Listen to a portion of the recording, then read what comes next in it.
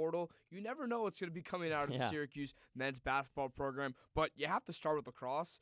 And, Drew, this is the biggest game of the year, and this is really going to You think it's the biggest game of the year? It has to be the biggest game of the year. That Maryland game's big for momentum, I get it, but that's early in the season. You are now facing the number 1 ranked Notre Dame Fighting Irish, an ACC opponent, a team that has won national championships recently and has that championship DNA, even though this is a much younger and inexperienced team. If Syracuse can take down the Fighting Irish, if you can go into postseason play with this win, it's a big momentum shifter compared to a loss where a lot of questions will be raised. Yeah, I would agree the momentum definitely goes in Syracuse's favor, bar none. If somehow the Orange do end up taking down the Fighting Irish, it's going to be a tough test. I do want to push back just a little bit in the fact that even if Syracuse beats Notre Dame, there is a 50% chance. It's just Notre Dame and UNC. Syracuse can play in that first round of the ACC. So it's almost a precursor to that Game 2 matchup. It's hard to beat a team twice. And if Syracuse takes down Notre Dame tomorrow at this point, it's almost like, okay, great, now you got to do it again in the ACC tournament. But Drew, you have the mindset that you already beat them once. That's true. You're not rewriting the script here. Syracuse beat Notre Dame twice last year, and once in the regular season and once in the ACC tournament. But it's just like, you see where I'm coming from here? It's like this is almost, yes, you want to win every game you play. And I had a chance to talk to Gary Gate a couple days ago at Media Ops about this exact thing, and he was saying, right, like we're not going to put our cards close to our chests in any way, but you definitely go into this matchup understanding there's a pretty good chance you play, of course, just 4 teams in the ACC tournament. There's a pretty good chance you play Notre Dame in just a week in Charlotte. So, and to your point, Drew, look at last year with this Syracuse team. They lost 3 straight games heading into the ACC tournament, and then they won it. Right. So how much does that momentum matter? I think beating this team definitely puts you in a better spot. But even if you lose this game and you look at Coach Gates' squad last year, you lose 3 straight going to the ACC championship. You're worried about making the NCAA tournament. You win the ACC, and then your team's playing in championship weekend. So that momentum can swing and go back and forth very quickly. But to your point, yes, you don't want to play the same team twice, especially a team that's so skilled, especially defensively like Notre Dame. But you play who's in front of you. You're in the ACC. You know it's going to be tough competition every time you play a conference opponent. Coach Gates talked about that after they beat undefeated Duke inside the Dome. Everyone's good. That's a game where Notre Dame fell to Virginia on their own, a Virginia team that was truly struggling. Only loss Notre Dame has this whole season. And that's a Virginia team, and Lars Tiffany, the head coach of the Cavaliers, will be quick to speak. This isn't his best team, and they really struggle with their goalie and their defense. They're playing pretty good outside of that Syracuse game. And they can beat the team like that. Right. Yeah, totally agree with you. Just a couple minutes out from talking to our reporter from South Bend, Ben Chadwick. So if you want to start conjuring up your questions, then feel free to call us in at 315-443-2011 to make your opinions be heard. Syracuse takes on Notre Dame tomorrow in South Bend. And speaking of, dring, it's Ben Chadwick calling in. Ben, you're the reporter for the game. This is a big one. Connor and I were just talking about it. Number 5 Syracuse, number 1 Notre Dame, but there's also the ACC tournament looming in the background. What say you about this one against Notre Dame? Oh, man, I mean, there is so much to say, Drew. I mean, again, thank you guys so much for having me on. This is going to tell us, I mean, look, we could say this about so many games so far this year for Syracuse, but there's a lot to learn from this game for the future of the Orange when it comes to the postseason. You can make the argument, and I will, that this is the best team that Syracuse has and maybe even will play all year long. It's probably the toughest defense as well that they'll play this entire season. So there's a lot that could happen for the Orange in this game. They're on the road again, which is something where they've struggled a lot in the past, right? So they're not at home. They're on the road against a good team. So there is so much to learn, and I think it's going to be a fantastic game tomorrow. Ben, you talk about the road struggles, and it's an interesting thought because Syracuse has not won in South Bend since 2017, but they've had recent success against Notre Dame. This year, we really saw early on how Syracuse struggles away from the Dome, back-to-back losses to both Harvard and Princeton, that narrow win over Denver, and then really a UNC game, Syracuse just looked like they didn't belong on the same turf. How do you manage their skills on the road compared to in the Dome, and then just that track record of 8 years of not getting it done against Notre Dame playing in South Bend? Yeah, it's a saying that we always like to say, right, Connor? It's always sunny and 70 degrees inside the dome, right? It's. I mean, even if the weather is perfect out there tomorrow here in South Bend and everything is in the perfect mid conditions for Syracuse, you still wonder, like, yeah, but they're not in the dome, right? You don't know what the reason is. Obviously, I'm not one of the players on the team. I'm not a coach. I can't tell you that, but it's evident that this team struggles mightily when they are not inside the JMA Wireless Dome. I mean, they're an 11-3 team. They're a top 5 team in the country. A really, really good lacrosse squad. All 3 of their losses have come on the road. You mentioned it. They played Harvard and Princeton earlier on in February. Lost both of those games. They struggled to beat Penn in Philadelphia. They led Air Force in Colorado Springs by a goal at halftime. They barely beat Denver as well in Denver. And like you said, they lost to North Carolina down in Chapel Hill. So there's not a single road game that I think you can point to where you say, maybe other than the Johns Hopkins game, that's their only win where you're like, that was a good win. They went on the road. They acted like it was their home turf. They took the win, and they got out of there. That Johns Hopkins game down in Baltimore was the only game you could say that about this entire season. Ben, does that not raise an issue? This team is just not built for road games. Is that not an issue? Because you're not playing the ACC championship, and you're not playing for that national title inside the dome. You're going to have to play away, and in this case, you're playing in Scott Stadium to try to win that.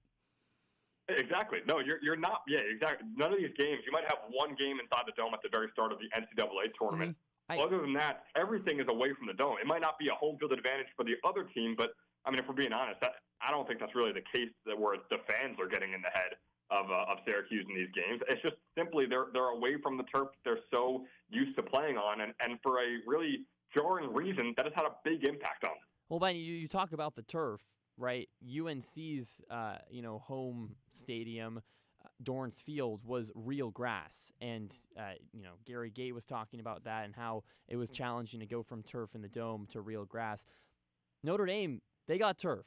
So I think that's going to help Syracuse a little bit if you want to talk about some of that familiarity. And there's going to be a ton of fans there. It's not going to be the same size as a dome crowd, but it should, incite some of the same life that Syracuse usually finds in the dome. So we'll have to see how that plays into a factor. If you agree, is it going to be a big difference, or is Syracuse not going to care about Notre Dame in going over there into South Bend? Well, feel free to call us in at 315-443-2011 and ask Ben a question from South Bend. Did you catch that one, Ben? Yeah, I'm Ben in South Bend. That was a fantastic one, Drew. There you go. Always good stuff out of you, man. Man, I really appreciate that. You know who else has good stuff? That Notre Dame defense. My goodness.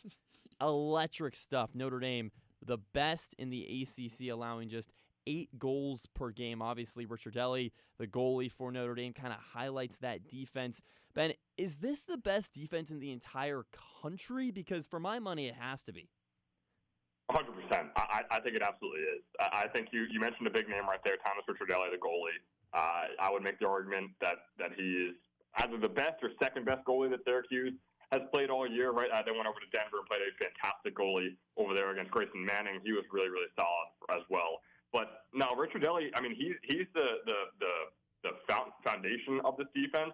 But dude, there's superstars all over the field for Notre Dame. You have Sean Light, who I think you can make the argument is the best player in all of lacrosse entering next season. He's a first-team midseason All-American this year, a defenseman for Notre Dame, and he's just been fantastic. He's the guy that he's sort of like in football when you throw like a Darrelle Revis on the other team's top receiver, and you just think, all right, we don't have to worry about that receiver anymore. He's on an island. He can't do anything. That's Sean Light. They're going to stick Sean Light on very likely Joey Spallina or maybe a Michael Leo, depending on how they want to play things. And one of those players, I imagine, will just kind of be taken out of this game. That's the type of impact that Sean Light has. So, yeah, this defense is suffocating, and I would easily say the best one in the country, and of course, also the best one Syracuse has played this year. I don't even think that's a question, Ben, because of how skilled they are. They're third in the nation in their scoring defense, giving up just 8 goals per game. On the other side, that raises some problems for Syracuse, specifically Joey Spallina. You mentioned that Light will most likely be up against number 22. And for Joey, I think he has the weight off his shoulders because he hits the mark. He breaks the record. The weight's on his shoulders still. Sure, but he's not worried about breaking that all-time record anymore. That is his Was he ever worried about it, though? You know what I mean? Maybe. I think the expectation... I'm going to agree with Drew right there, Matt. I don't think he was... Look, he's very, very media trained. He's been at this for 4 years now. but I truly do not think he was ever actually concerned about that. I think at the start of this year, maybe he thought about it, but he might have done the math and just said, well, yeah, I'm going to break this record, so why worry about it? He has not seemed like he's been too attentive to that at all. That guy, from everything he says ever in media ops, post-games, pre-games, he just worries about a championship, which we're not at that stage yet. Did you see the way he celebrated? Weight lifted off his shoulders. I think it's the same weight he's dealt with all year long. Did you see the way he celebrated the eventual 308? I mean, it was pretty tame. What do you want the guy to do? Act like he won a national championship? They were exponentially more excited for Riley Figueres scoring the goal that then got taken back than Joey Spallina breaking 308. I think he's very dialed in on the overall team success. With that being said, we talk about Spallina. When has Joey struggled? It's been against Harvard, Princeton, and of course UNC. And in those 3 games, Joey Spallina was absolutely taken out of the play because one defender kind of just followed him around the whole game. Which is a problem. Which is a huge problem because Light is so good. And in this one, when you can talk about the depth of the Syracuse offense, but at the end of the day, Joey Spallina is the straw that stirs the drink for Syracuse. It happens time in and time out. What's the 3 worst games of the season for the Orange? Harvard, Princeton, and of course UNC. What did Joey Spallina do in those 3? Pretty much nothing. So you can point to Michael Leo, you can point to Peyton Anderson, but Joey Spallina's got to get it done, and it raises some concerns. Against top-end teams, Spallina struggles. I think that's a fair statement to make right now. Now, he could prove me wrong, but I very easily could see Spallina struggle, and so does Syracuse tomorrow. No, it's very concerning. I think you made a great point as well, Drew. You look at his 4 lowest point-scoring games, meaning his goals and assists combined, the 4 worst games he's had in that category have been in those 3 losses. Against Harvard, he had just 3 points. And against Princeton, he had none. Against North Carolina, he had none. And the other ones to throw in there, against Denver, he had just 2. Again, Syracuse beat Denver by just a single goal of just about a month and a half ago. So it's very clear that like when Joey Spallina is on, this team is going to win the game, right? If he can get 4+, 5+ points in that game, that means that Syracuse is cooking because their number one, their plan A is going correctly. Plan A meaning get Joey the ball on his stick and let him orchestrate the offense. If they're able to do that, then their offense works incredibly well and looks like one of the best offenses in the country. However, if Joey Spallina is taken out by one of the defenders on the other team, in this case it could be Sean Light, then you wonder, well, the plan B is so much worse than plan A because they've gone to plan B against Princeton. They went to plan B against North Carolina. They went to plan B against Harvard. They lost every single one of those games. So they have to find a way, setting screens to get Light off of Spallina. Again, this is all assuming that Sean Light is on Spallina, which I think we kind of can assume it will be the game plan for the Fighting Irish. If they could set screens and figure out ways to get Joey Spallina into a little bit of open space, maybe throw him at X and make sure there's no defenders around him, that's the way that Syracuse can win this game. Because if they're winning the game through trying to, all right, well, let's let Michael Leo be a playmaker. Let's let Finn Thompson or Luke Rowe be the playmaker here. It's not going to work, man. It might work against some other teams, like maybe you can work against Georgetown or Air Force or maybe even Johns Hopkins or Penn, but it's not going to work against, right now, the best team in the entire country.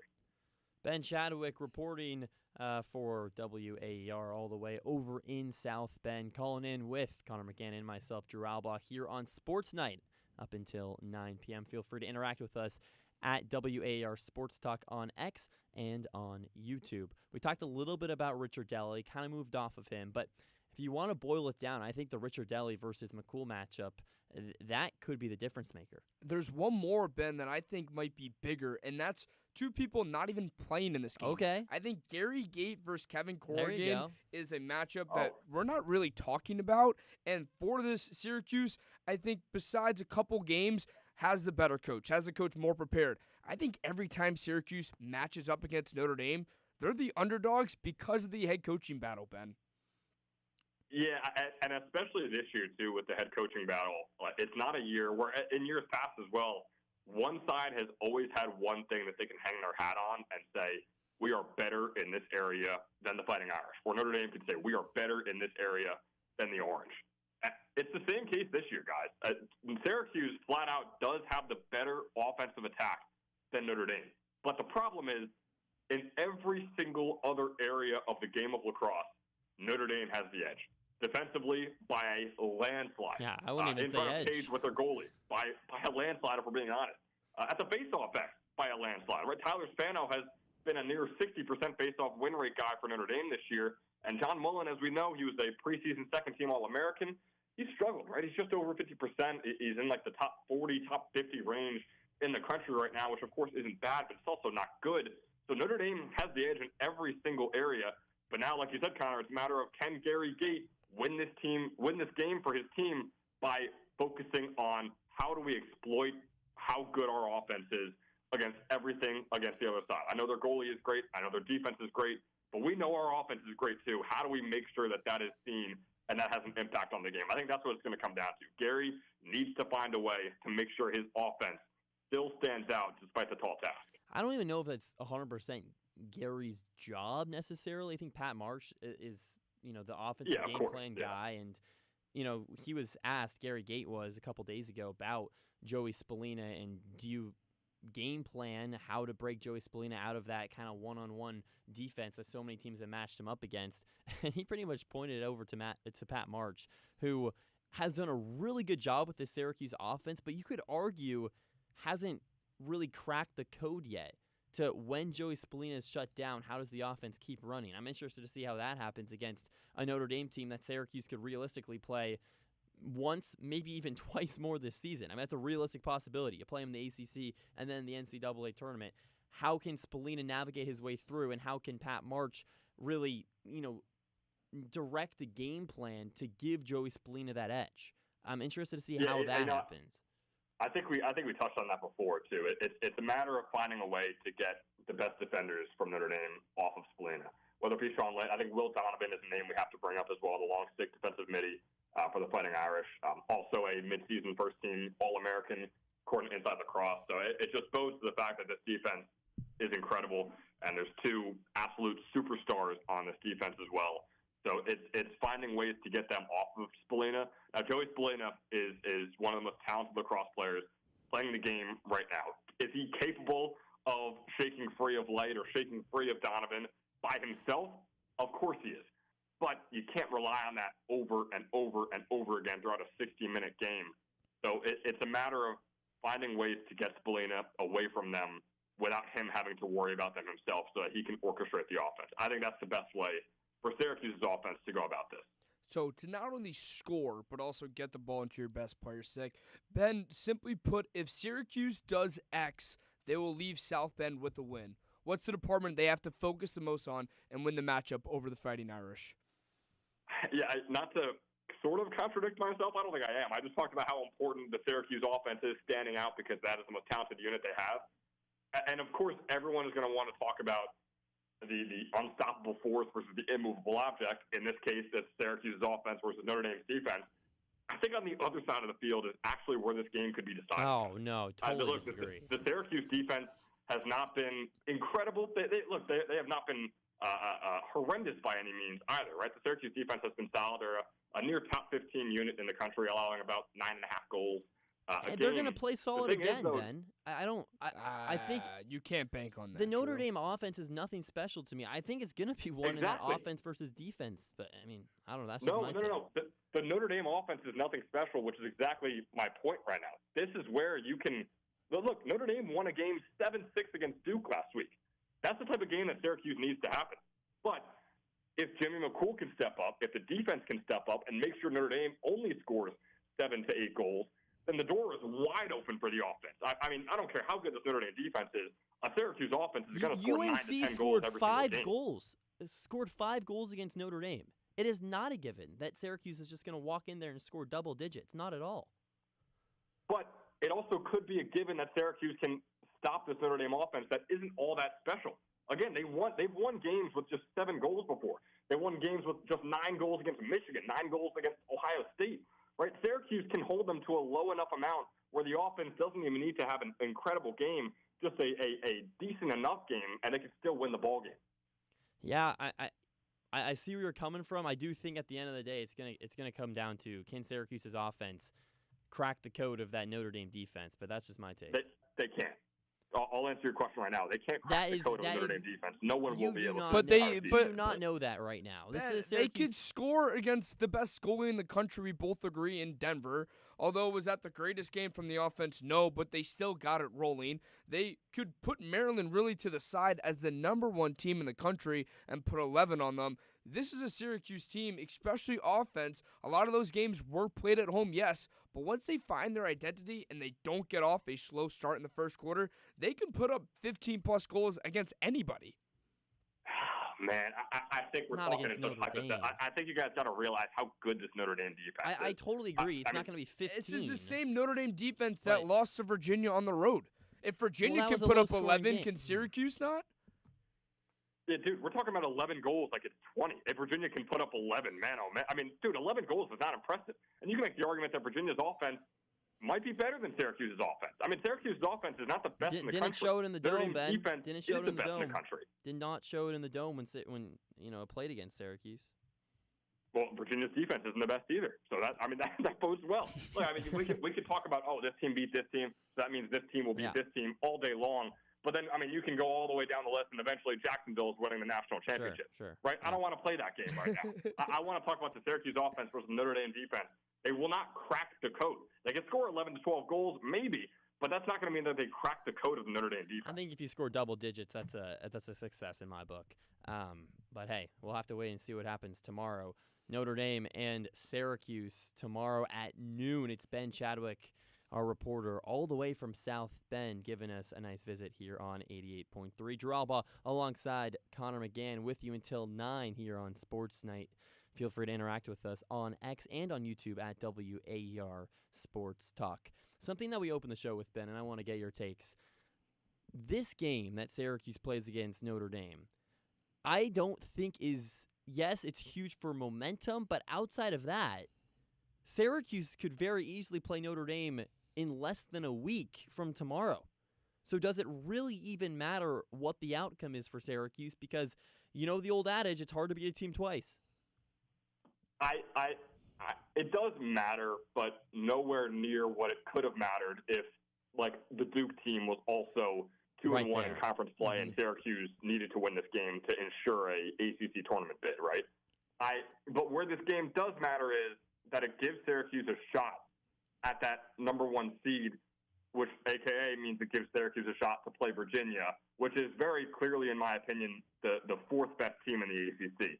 I think you have your top 2, then I think you have your Syracuse, and then I think you have your Virginia and Duke. So if Syracuse can beat Notre Dame, and if Duke can somehow beat North Carolina, Syracuse slots itself in the number 1 seed in the ACC tournament and gets to play Virginia in the first round. That, I think, is the most important aspect of this game right now. Ben, I don't think it's possible for Syracuse to play Virginia as of right now, mathematically. I think it's only Notre Dame and UNC. And if you had to pick, no, that's incorrect. Syracuse can win this game and be 3-1 in conference. North Carolina can lose to Duke, and of course, if Syracuse wins, that means Notre Dame loses. But then there'd be 3 teams. The only 3-1 conference team in the ACC. But then there'd be 3 teams in the bottom. It'd be Virginia, UNC, and Notre Dame. They'd all tie, and then it would go against their record against each other. They'd all be 1-1 against each other, and then it would go to. They'd go to the overall record, which Virginia is 7-6, and is a much lower overall record. No, I thought it was record against. Virginia. I thought it was record against the number 1 team. Was the next tiebreaker. I thought it was overall, but that's neither here nor there. But okay, so regardless, whether that's the case or not, NCAA tournament still, like, this matters for that as well. I mean, Syracuse will be in the NCAA tournament, but this game could, at the end of the day, we don't know, be the decider if Syracuse has a bye in the first round or not. So, every game matters, but yes, I understand your point. Like, this game, if it's a win or a loss, Syracuse is still in the ACC tournament. Syracuse will still be in the NCAA tournament. Hey, so guys. It does kind of take away from it in that aspect. Hey, guys, just want to step in here. Griffin the engineer. If Syracuse and UNC win, Syracuse would play Virginia in the semifinals. Okay. So that makes this game so much more meaningful because you basically have a free ride to the ACC championship. Yeah. Well, and Drew's giving me a face like I just said something crazy. Say free ride. Dude, it's the ACC. I mean, it's all a free ride. Virginia beat. And how they do in the dome? Horrible. Dude, they lost 14-9 in the dome. But Syracuse did beat Virginia pretty handily inside the dome.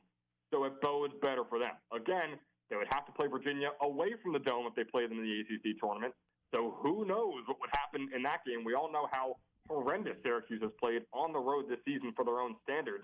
So it's still not a gimme game, but it's a game you'd much rather have compared to possibly playing North Carolina or possibly playing Notre Dame again, which are clearly, in my opinion, probably the 2 or 3 best teams in the entire country. Yeah, we'll have to see what happens. Obviously, tomorrow, a big one for a multitude of reasons, but that's only the kicker for what's going to be a convoluted next month of lacrosse for Syracuse. If everything goes according to plan. Really quick, Ben, you plan on doing anything fun tonight in South Bend? Oh, man, I'm waiting for my play-by-play broadcasters to get here. I'm waiting for Nick Evans and John Baccio. I got here solo today. They'll get here in like an hour or two. So hopefully there's some good food in South Bend. We'll ask the locals, see what's happening. Maybe a lot of Irish pubs, if I had to guess, and be very stereotypical. So I don't know, man. We'll see. Well, Ben, enjoy your trip to South Bend. Thank you so much for coming on our show. Make sure you stroll around Touchdown Jesus and the history that comes with that South Bend campus. But we thank you so much for coming on SportsNite here on WAER. Appreciate it, Ben. Thanks so much, man. Right after this, we're going to be talking over to the court. We're going to mix things up, talk some Syracuse men's basketball. You can't be talking men's lacrosse for the full hour here on SportsNite. And there's lots to talk about. Men's lacrosse, the portal just about wrapped up. Still a couple more spots to get into, but we'll see how Syracuse shakes up next year in the first year of the Jerry McNamara era. It's Drew Alba with Connor McGann here on SportsNite. To find out what's going on in the local area, tune into 88.3 WAER. We want to create housing and green space and economic opportunity on land that has been scarred by the interstate for 60 years. Our reporters are bringing news that makes you better informed and better connected to your community. Listen to WAER News every weekday during Morning Edition from 5 to 9 and All Things Considered from 4 to 6, or catch up anytime at WAER.org. Delve into the rich tapestry of acoustic-led folk, roots, and Americana music here on 88.3 FM WAER. Enjoy national and international acts as well as local artists every Sunday with host Pete Thomas. Whether you are seeking the comfort of timeless classics or contemporary gems and music discovery, don't miss Common Threads Sundays from 2 to 5 exclusively on 88.3 WAER, your local NPR station. You never know what you'll discover on Tiny Desk Radio. New music. This is the first time we ever playing these songs and the first time we're playing together. Unexpected arrangements. This is the first time I've ever played with a band. Or even your favorite new artist. Let's bring some Mexican vibe to this place, huh? Explore with us on NPR's Tiny Desk Radio, based on the hit video series Tiny Desk Radio, Fridays at 7 and Saturdays at 4 on 88.3 WAER, Syracuse Public Media.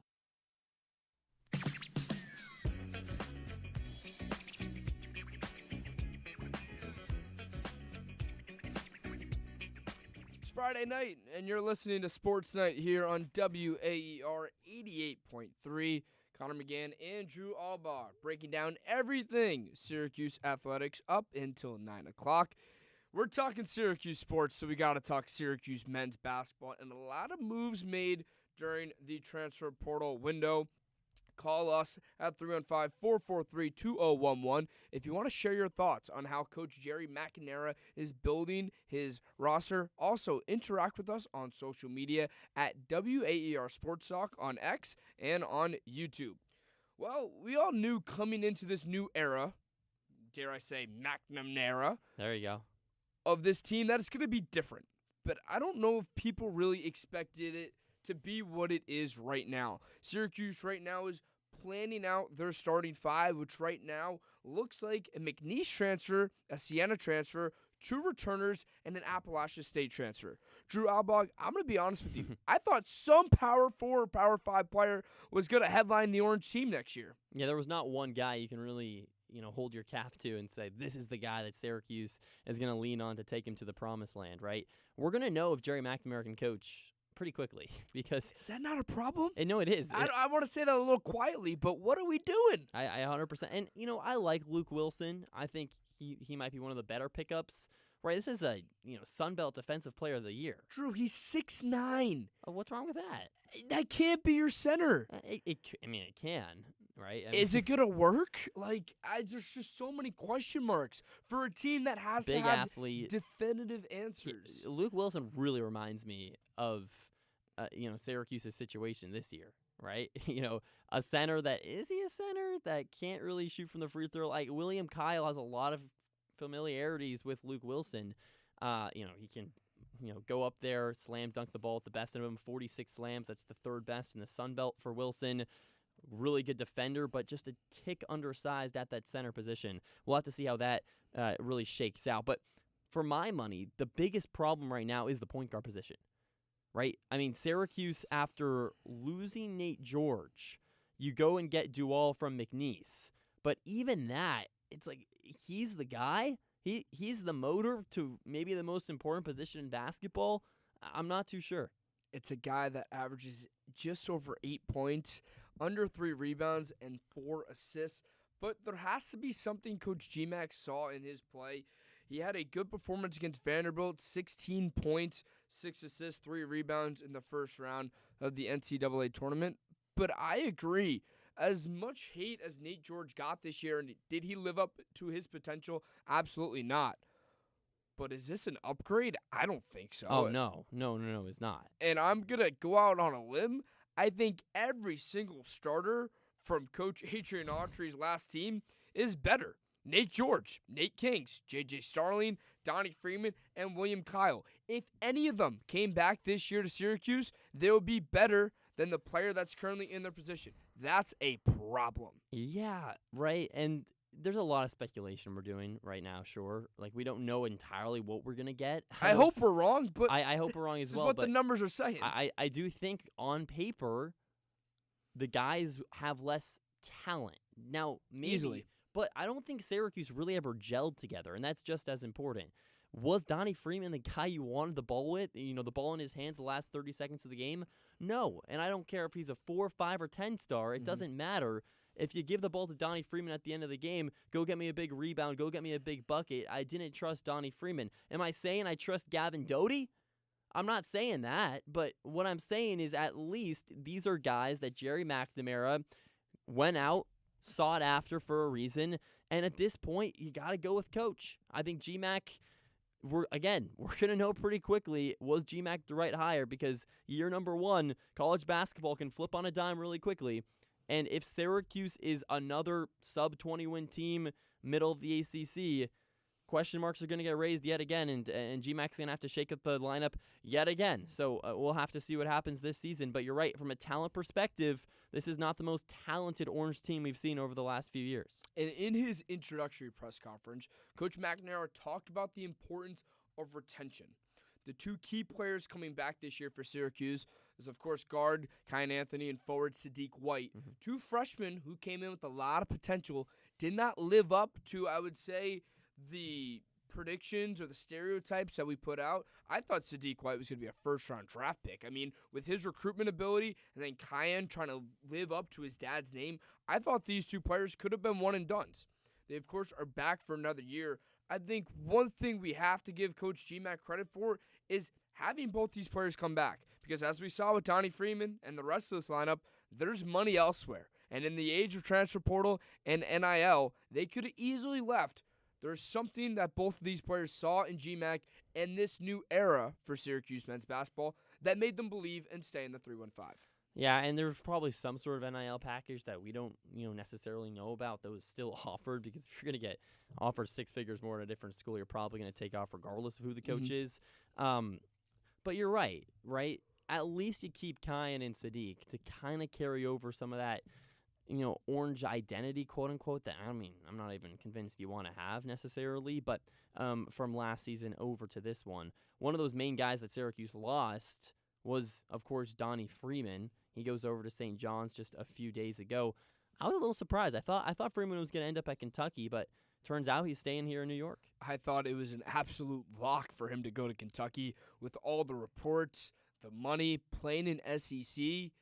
But he decides to stay home, and to be honest, I don't blame him, because if you have the opportunity to go from Adrian Autry to Rick Pitino, I don't think there's a lot of people in college basketball that will turn down that option, and he has a chance to play for a national title, play in the Big East. I do think that style will probably be better for him. But again, you saw what Kadari Richmond did after he left Syracuse and played for St. John's. I'm sure Freeman thinks he could do the exact same thing. Yeah, we'll have to see. I think it is a better route to go play with St. John's than it would be Kentucky. Why? As far as I don't know. I feel like Kentucky, a lot of those younger guys kind of go in there, go out to the NBA, never really gel with NBA superstars like Shai Gilgeous-Alexander. I'm not even talking Tyrese about. Maxey. I'm not even talking about the NBA. I'm talking about just as far as winning. You know, if Donnie Freeman's goal is to make as much money as he can, and go to Kentucky. Are you kidding me? Well, no, because the NBA is going to come to Donnie no matter what, right? In my Are you opinion. sure about that? I think Did we so. watch the same Donnie Freeman this year? That's a if good he point. declared for the draft right now, would he get drafted, Drew Albog? I think he does. 59? And 60? No. Some of the guys you see, he's at the end of the day, he's 6'9". He's athletic and he can play defense. Like that'll play. Can play defense is a stretch. Oh, come on. That is a No, it is not. stretch. No, it is not. Donnie Freeman can play defense. That's never been the tack on Donnie. So what has been the issue with Donnie? Inconsistencies, injuries, and effort. Yeah, I Those think are the three things in the NBA that if you have, you're unemployed. Well, also if you're 6'9", can play defense and scores 15 points a game, that also bodes pretty well. Was there any chance Freeman was coming back? I mean, clearly not. I mean, I guess, right, if Syracuse had the NIL packages that some of these other teams have, yes, but it's almost like, did you want Donnie Freeman to come back? I think you're really? Would you rather have Donnie Freeman starting or Sadiq White starting? I understand, in but if that you power want to, forward position? quote unquote turn the page, look at a new leaf. I don't know if because Donnie Freeman was the focal point last year. He would be the focal point again this year. And if your ideology is Donnie Freeman's not a winning basketball player, which I think there's some validity to, right? Obviously, just from a pen and paper standpoint, you'd want to bring Donnie Freeman back, but an identity standpoint, I'm not too sure. Is Freeman not a winning basketball player, or the team and coaches around him? And that's the argument. And I'm not too sure about what the answer is there. All I know is Freeman in 2 years, we all know what happened, and we all know what happened to Syracuse. And 2 + 2 = 4 sometimes. And at the end of the day, I'm totally fine turning a new leaf, as the old adage goes, and seeing what Jerry McNamara has to offer with some new look.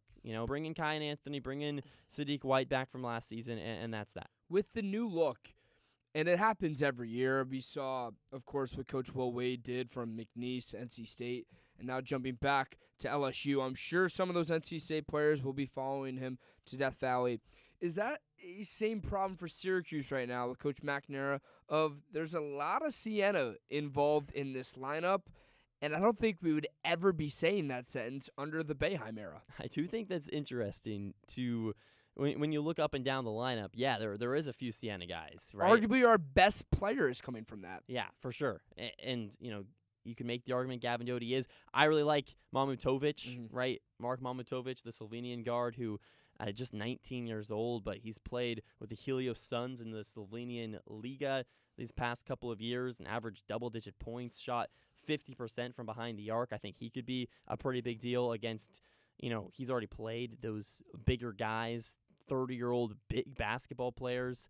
I think he could slot in. Not a lot of people are talking about him, so we'll have to see what he brings to the table. But at the end of the day, there's no one I can point to and say, he is going to be the force that other teams are going to have to game plan against. A lot of questions rather than answers for the Syracuse men's basketball team. It's SportsNite here on WAER 88.3. Drew Albach and Connor McGann breaking down all things Syracuse athletics up until the top of the hour at 9 o'clock. Call us if you have any thoughts regarding Coach McNamara's first big moves as the head man here for Syracuse. Call us at 315-443-2011 and interact with us on social media, WAER Sports Talk on X and also on YouTube.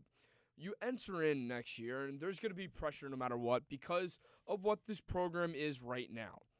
Unfortunately, Coach McNamara has to deal with that, even though it's just his first year. But with this lineup right now, what can Coach Mack and the Syracuse team do from now to the start of the season next fall that gets I guess, the Orange faithful and Syracuse fans more involved and I guess more bought into this lineup. Well, there's still a couple of open roster spots, so you have to hit those. There's still a little bit of work to be done. This is not the finalized roster, but we're getting pretty close, and we're 7 days away from May, so something's got to give pretty soon here. But that would be the big thing. You still have a couple roster spots. Nate King's even, he's still applying for NCAA eligibility, but he hasn't committed anywhere. Again, we'll have to see if the NCAA grants him that. Most likely he will. He's listed as a redshirt senior, that is.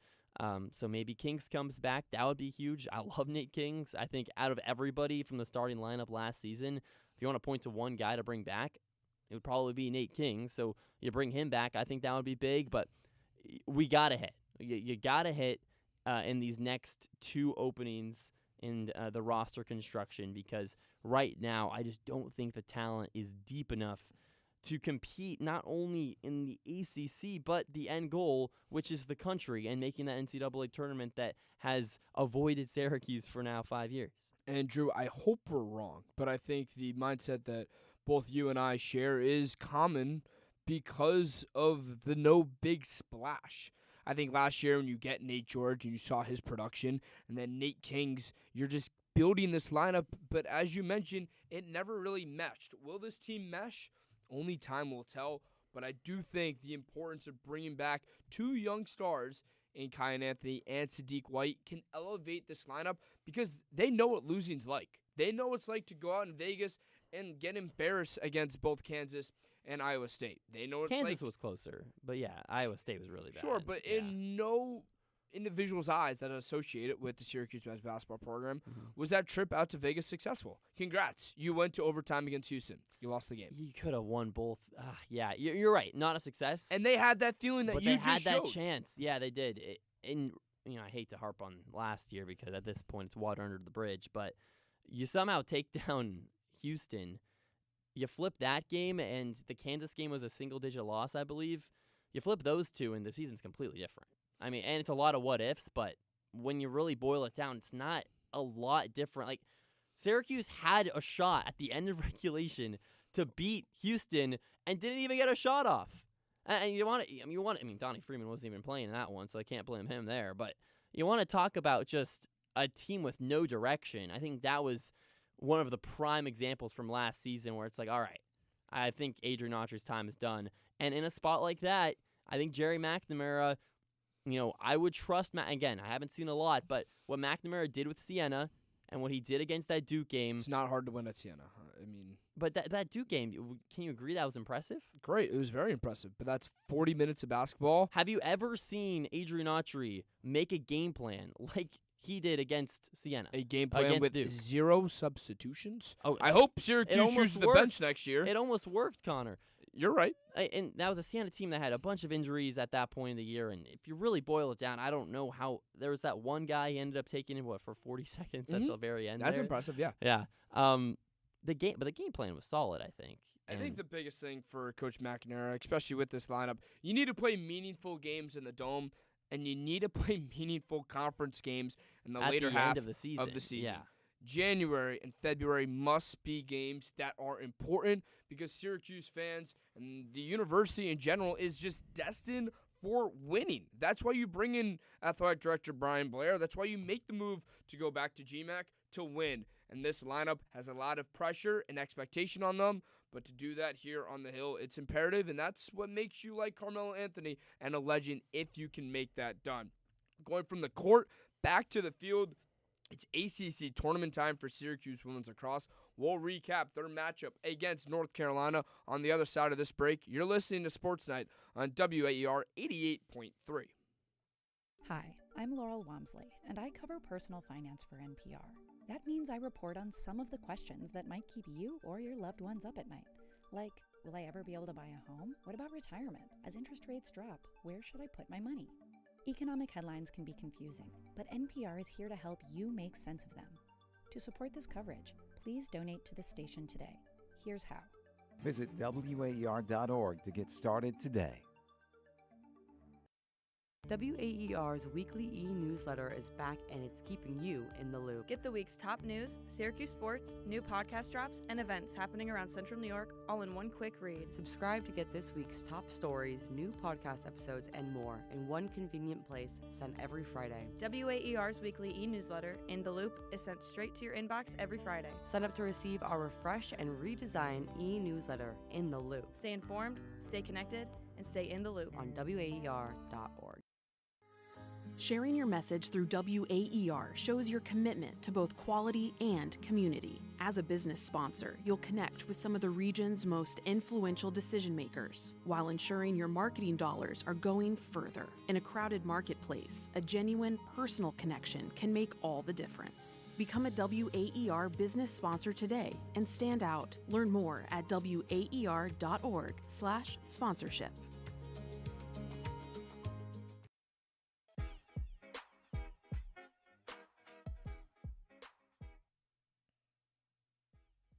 Welcome back into Sports Night. Time dwindling up until 9 p.m. Just 13 more minutes. It's Drew Alba alongside Connor McGann. If you want to get your opinions be heard, call us at 315-443-2011. Once again, that's 315-443-2011. You feel that burning sensation to get your opinions on the air? Well, now is the time to do it. You can also interact with us on our X and YouTube at WAER Sports Talk. We open up the show talking some men's lacrosse. Of course, number 5 Syracuse takes on number 1 Notre Dame tomorrow. We'll have that game on our airwaves here on 88.3.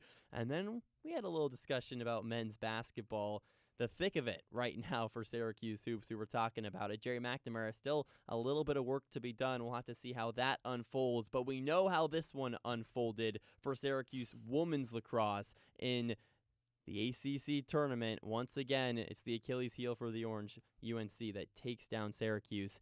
And it's not particularly close. 19-9. A 10-goal loss, the largest of the season. Syracuse never had a chance in this game. You can't start the game down 7-1 in the first quarter. You're down 12-4 at half. This is just a Syracuse team that does not have the offensive firepower to rip off 8 goals in the second half and win a game. Totally agree. Chloe Humphrey, 5 goals. You know she's one of the best players in the country. But Syracuse's defensive philosophy, right? 9 points, by the way. It's just there's nothing you can do when you let up 19 goals. And Daniela Guyette, Syracuse goalie, has been dominant all year.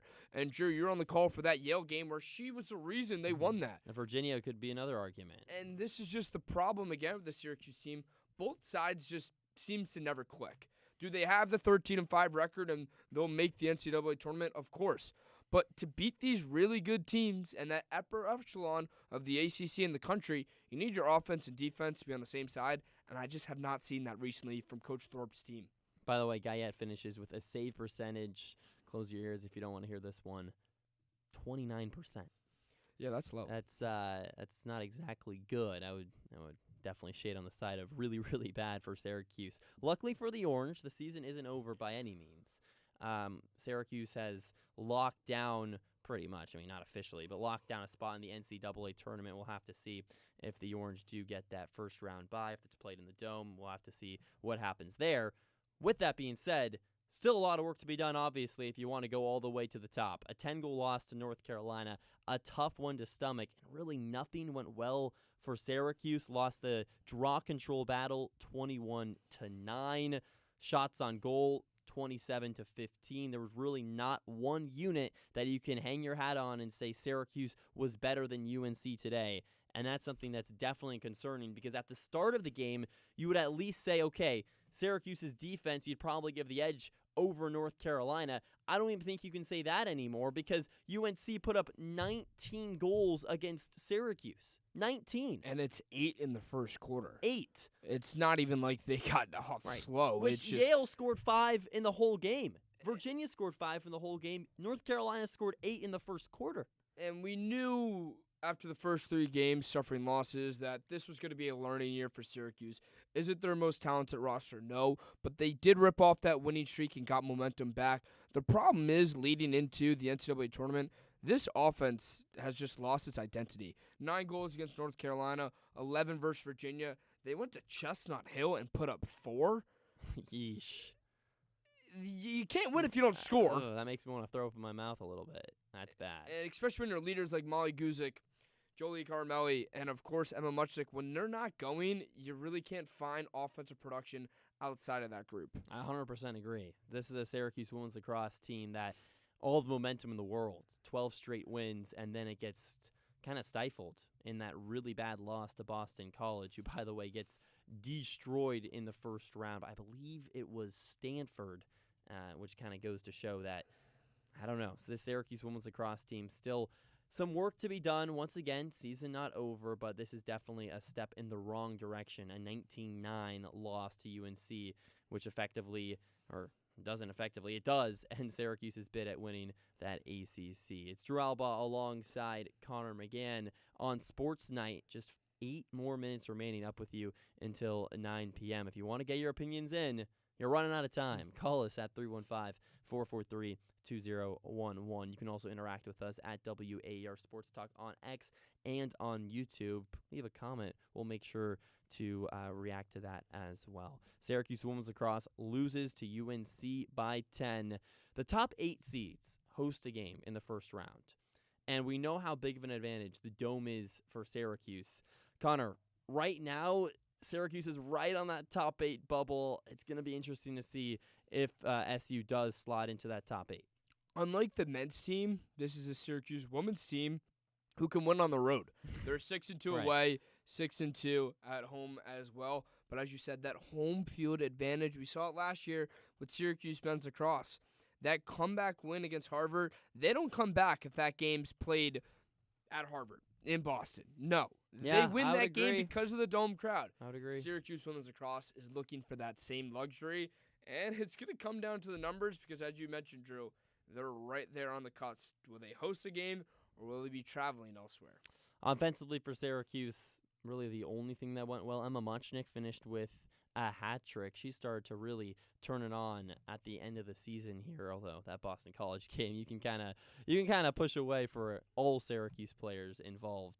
3 goals for Muchnick, though. Outside of that, Mackenzie Rich finishes with a couple, Vogelman with 2 as well, and then no one else a multi-goal scorer for Syracuse. On the other side of things, you mentioned it, Chloe Humphrey, 9 points, 5 goals, 4 assists.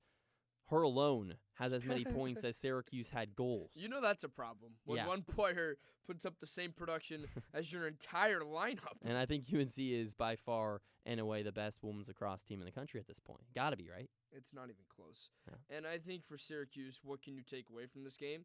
Well, you know how important it is to play defense. That's a given. But also, stop giving North Carolina opportunities to just excel at. You had a total of 4 penalties called on you in the first half. 2 green cards in Case Benoit and Izzy Leha, 2 of your best defenders, and then 2 yellow cards for Kyle Melly and McClay. So just opportunities like this, especially when you have a struggling goalie, she gives up 8 in the first quarter, just causes more problems down the road. And again, Syracuse dug themselves a hole they just could never get out of. Yep.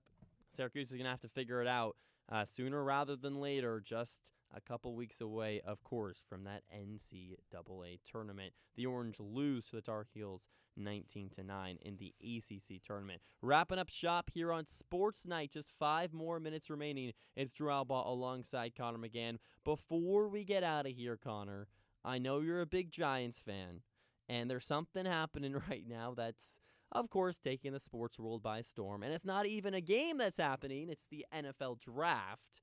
Assessment on the Giants? How we feeling? It's an interesting day to be a New York fan. Of course, I saw the Giants select their draft picks, and then my beloved New York Knicks lose to the Atlanta Hawks. That's that wasn't brutal. a fun minute. But I think as Giants fans, there's a lot of overreaction and people upset about the picks of Arvell Reese and Francis Maldonado. My one thing I want to say, John Harbaugh has a Super Bowl. I don't. He knows what he's doing. I don't. Arvell Reese is, in my opinion, the best defender in this draft. He was dominant for Ohio State. Maldonado, you build up the offensive line, letting Caleb Downs go to your division rival and Jerry Jones to the Cowboys hurts the soul. I'm not going to lie. But what we learn every single year, the team with the better offensive line oftentimes wins.